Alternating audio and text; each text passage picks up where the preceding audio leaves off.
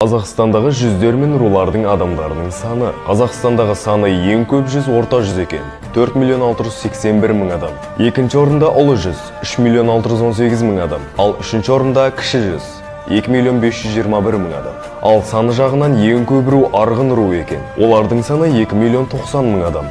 Одан кейін дулат 1.390.000 және байлы 1.120.000. Саны жағынан ең көп әулетті рулар қатарында Найман 940.000, Әлімұлы 811.000, Қоңырат 690.000, Қыпшақ 640.000, Жетіру 580.000, Жалайыр 485.000, Қаңлы 380.000, Керей 341.000, Албан 325.000, Шапрашты 290.000 жәнеЫсты 225.000. Ал саны жағынан ең аз рулар Суан 165.000, Ошақты, Сергелі, Уақ руларында да 160.000 екен.